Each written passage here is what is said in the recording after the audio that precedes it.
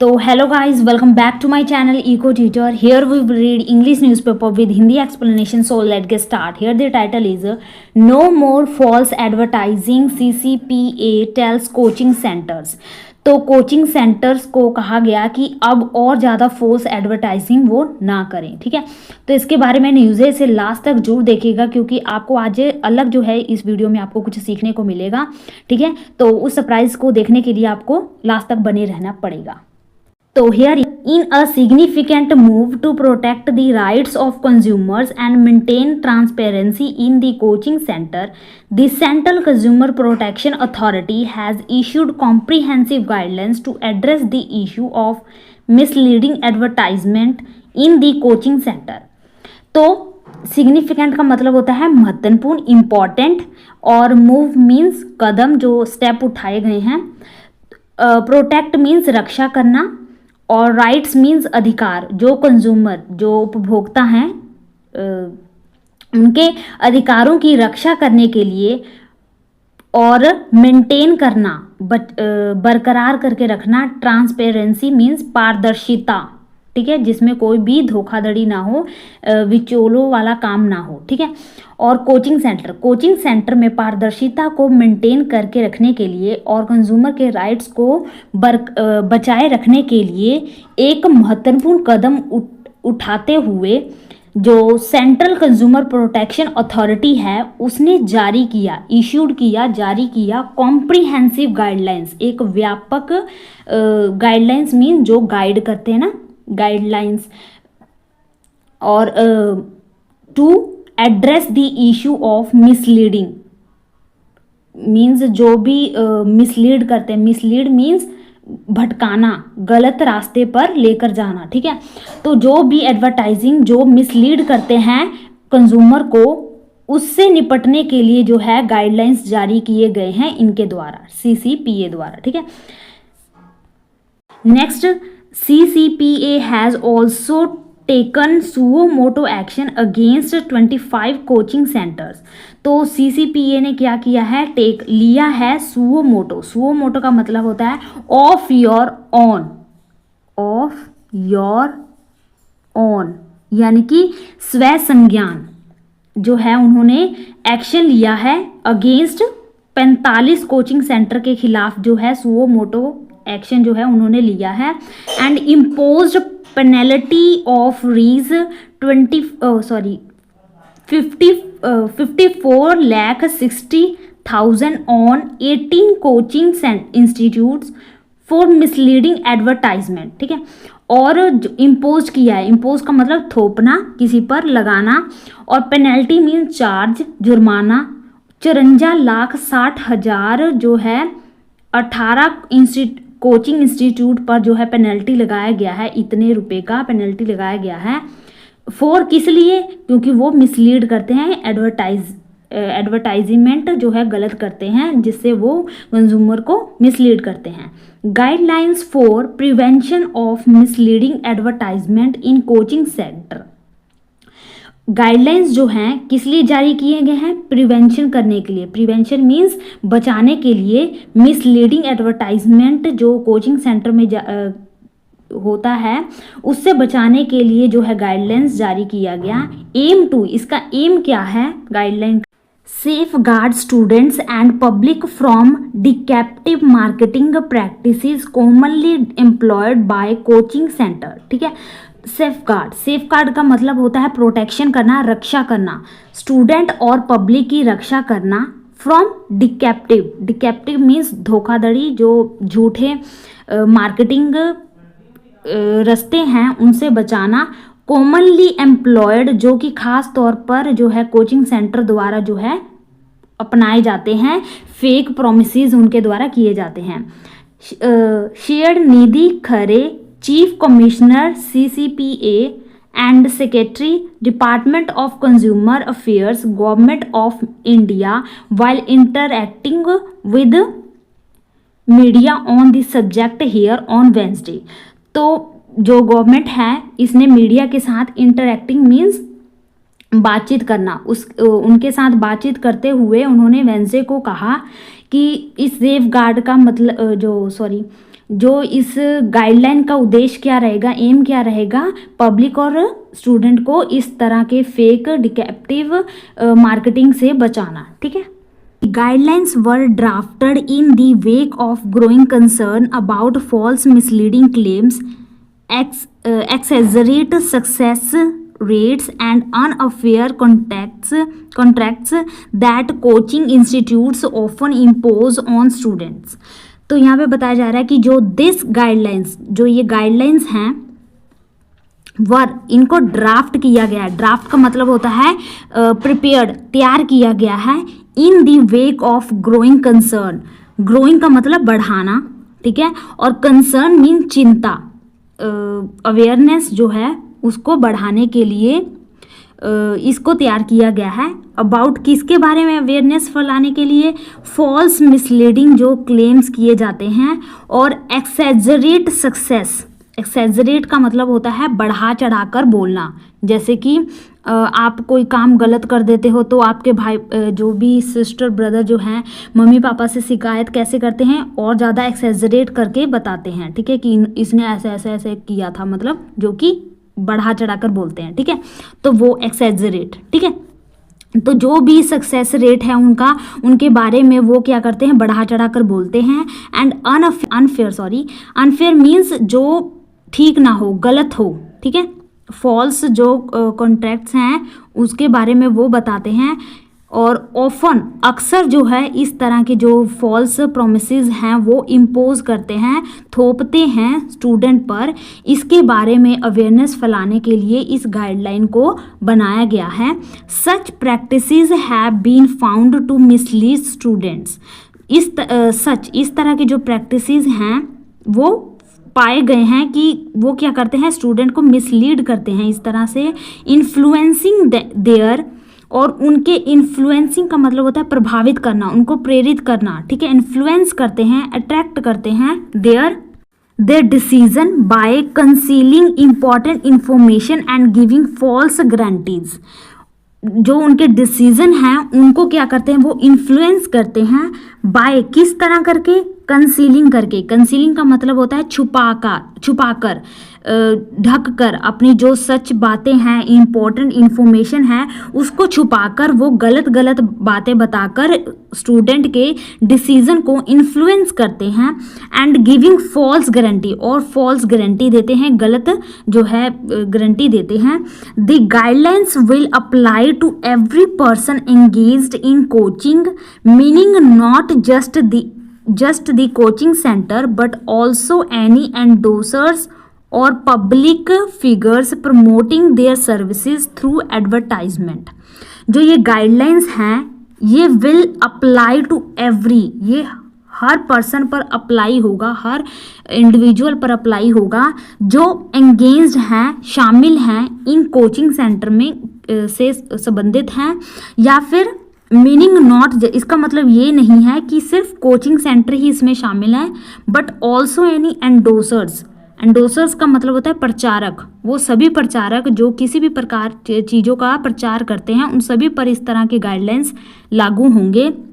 Public figures promoting their services, जो क्या करते हैं, एडवर्टाइजिंग करके वो अपने सर्विसेज हैं उसका प्रमोशन करते हैं, प्रमोट करते हैं थ्रू एडवर्टाइजमेंट के जरिए। उन सभी पर इस तरह का जो गाइडलाइंस है लागू होगा। एंडोर्सर का मतलब होता है प्रचारक। ठीक है, प्रचारक।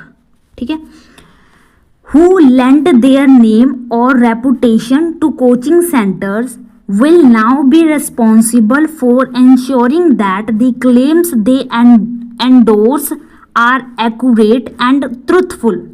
जो प्रचारक हैं वो क्या है, वो जिम्मेवार होंगे, जो जिनका कोई नेम है, उनकी कोई रेपुटेशन है कोचिंग सेंटर की, वो क्या है, अब रिस्पॉन्सिबल होंगे, जिम्मेवार होंगे फॉर एंश्योरिंग करने के लिए, सुनिश्चित करने के लिए जिम्मेवार होंगे कि जो भी वो क्लेम कर रहे हैं, दावे कर रहे हैं, देयर एंडोर्स, जो भी वो प्रचार कर रहे हैं वो क्या है, एक्यूरेट है, सही है, एंड ट्रुथफुल है, विश्वास करने लायक हैं। Endorsers who endorse coaching institutes must verify the claims they are promoting.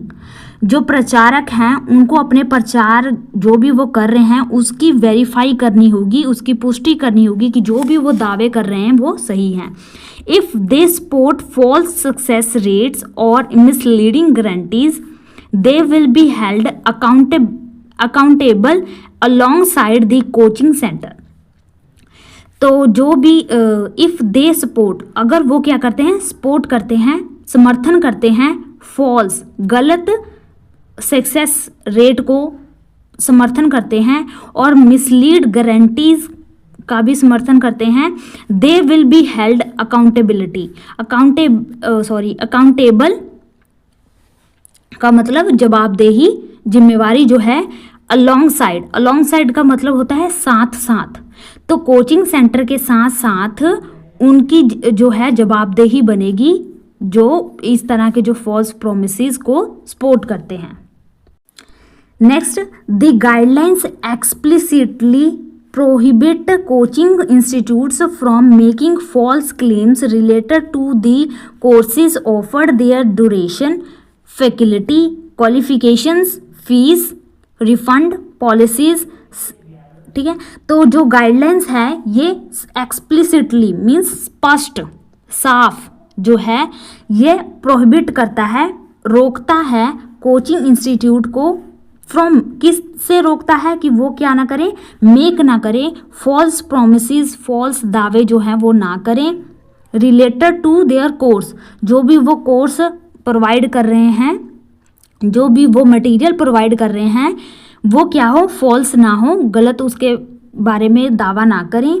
There duration, उनका जो भी समय काल है उसके बारे में, फैकल्टी मीन्स जो भी सुविधा जो है, फैकल्टी, क्वालिफिकेशन जो भी उसकी क्वालिफिकेशन है उसके बारे में, फीस और refund policies means refund, fees की रिफंड पॉलिसीज़ के बारे में जो भी है उसके बारे में वो फॉल्स प्रोमिसेस ना करें। ये जो गाइडलाइंस उसी के लिए बनाया गया है। Selection rates, success stories, exam rankings and job security promises.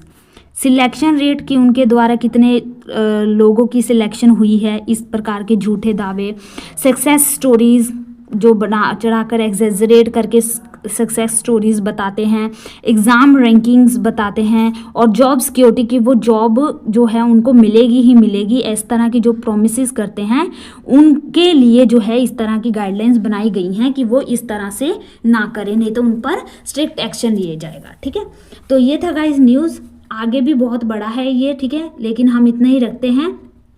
ठीक है, तो चलो हम इस न्यूज़ तो हमने रीड कर लिए, लेकिन एक्स्ट्रा जो हम अपना करते हैं वो देख लेते हैं। तो यहाँ पे हम आज वर्ड मीनिंग नहीं करेंगे, लेकिन एक जो है कंडीशनल सेंटेंस होते हैं उसके बारे में हम पढ़ेंगे। तो यहाँ पर है if I were, if I had, इससे हम सेंटेंस बनाएंगे, if I were, if I had. ठीक है, तो जैसे कि हम कहते हैं कि अगर मैं डॉक्टर होता तो तुम्हारी मैं मदद करता।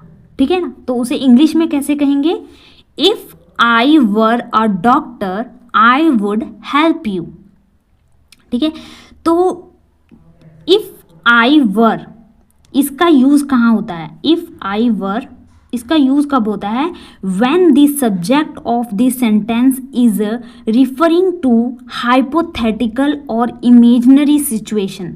हाइपोथेटिकल यानी कि जो सिर्फ मनगढ़ंत हो, कल्पना किया गया हो। ठीक है, जैसे कि यहाँ पर बताया जाए ना कि if I were a doctor, कि मैं डॉक्टर होता हूँ नहीं, लेकिन इमेजिन किया है कि अगर मैं डॉक्टर होता, ठीक है, तो मैं क्या करता, तुम्हारी मदद करता। ठीक है, यानी कि इमेजिनरी सेंटेंस हो तो वहाँ पे जो है सब्जेक्ट क्या लगेगा, इफ़ आई वर। ठीक है, ऐसे और भी सेंटेंस है, जैसे कि कह सकती, अगर मैं तुम्हारी जगह होता तो मैं उसे माफ़ नहीं करता। बहुत बार कहते हैं ना कि तुमने तो माफ़ कर दिया, लेकिन मैं होता ना तो माफ़ नहीं करता, ऐसे कहते हैं ना। तो इसे कैसे लिखेंगे इंग्लिश में, if I were, if I were you, अगर मैं तुम्हारी जगह होता, यानी कि तुम्हारी जगह मैं होता तो क्या करता, if I were you I would not forgive him.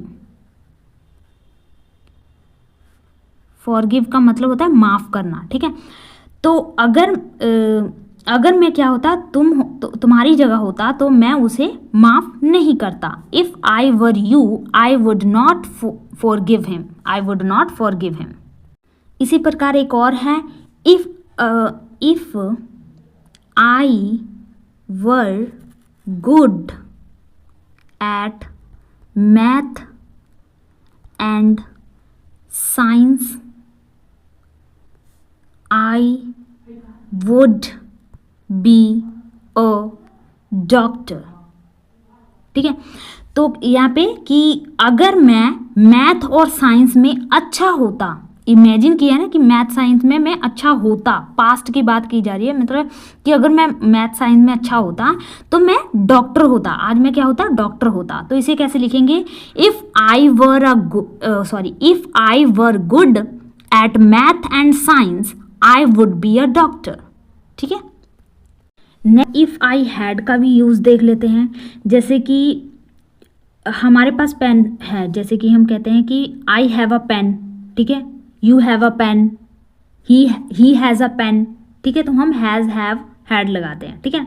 उसी प्रकार अगर हम इसका सेंटेंस बनाएं, जैसे कि अगर मेरे पास एक डॉक्टर होता वह मेरी मदद करता, ठीक है। तो इसे इंग्लिश में कैसे कहेंगे, if I had a doctor he would help me, ठीक है। यहाँ पे मैं कुछ थोड़ी एग्जाम्पल दे रही हूँ, लेकिन इससे आप कई सारे सेंटेंस बना सकते हो कि अगर ये होता तो ये करता, ये होता तो ये करता, इमेजिनरी सेंटेंस जो है, ठीक है। और एक देख लेते हैं, जैसे कि अगर मेरे पास पैसे होते तो मैं क्या करता, तुम्हारी मदद करता। If I had money I would help you, ठीक है। और सेंटेंस जैसे कि अगर मेरे पास घोड़ा होता तो मैं क्या करता, सवारी करता, उसकी सवारी करता, ठीक है। तो if I had a horse, ठीक है, इस जगह क्या आ जाएगा, horse, I would ride, I would ride, सवारी को क्या कहते हैं, राइड, ठीक है। और जो सवारी करता है उसको राइडर कहते हैं, ठीक है। एक और जो है बढ़िया सा, कि अगर मेरे पास नॉलेज होता, ज्ञान होता तो मैं उसे शेयर करता। If I had knowledge I would share it, ठीक है। मोस्टली हम कहते हैं ना कि मैं तेरी तरह नहीं हूँ, अगर मेरे को पता होता तो मैं उसे शेयर जरूर करता, ठीक है ना, मोस्टली हम कहते हैं। और देखें तो अगर मेरे पास पैसे होते तो मैं ट्रिप जाता, if I had money I would go to trip, ठीक है। इसी तरह कई सारे सेंटेंस जो है आप अपने आप से इसको वीडियो के ख़त्म होने के बाद आप खुद अपने मन में एक इफ़ आई हैड और इफ़ आई वर, इसको स्ट्रक्चर को याद रखना और अपने दिमाग में सोचना, इसको हैड याद रखना, इसको वर, कि अगर मैं होता तो ये वाला, और अगर जो मेरे पास होते तो मैं किस तरह, जैसे कि अगर मेरे पास दोस्त होते तो मैं उनके साथ खेलता, मेरे पास खिलौने होते तो मैं तुम्हें दे देता, ठीक है। कई सारे सेंटेंस। और जैसे कि मैं वकील होता तो इस तरह करता, ठीक है, डॉक्टर होता तो मैं इस तरह करता। और कई सारे आप सेंटेंस जो हैं आप अपने आप से बनाकर इसको इंग्लिश में ट्रांसलेट करके आप प्रैक्टिस कर सकते हैं इसका, ठीक है गाइज। आई होप आपको ये यूनिक जो आपने जो आज किया है वो अच्छा लगा होगा। इसी तरह से मैं आपके लिए कुछ ना कुछ यूनिक लेकर आने की कोशिश करती हूँ। आई होप आपको इससे बहुत कुछ सीखने को मिलता होगा। अगर आपको मेरा इसी तरह का एफर्ट अच्छा लगे तो प्लीज़ इसे अपने दोस्तों के साथ शेयर जरूर कीजिएगा, क्योंकि इससे क्या होगा, जो नॉलेज, क्योंकि नॉलेज जो है ज्ञान बांटने से ही बढ़ता है, ठीक है। तो यहाँ पे भी हमने नॉलेज की बात की और यहाँ पे भी कि नॉलेज बांटने से ही बढ़ता है, ठीक है। तो आज के लिए इतना ही रखते हैं guys. Thank you for watching, take care, bye bye.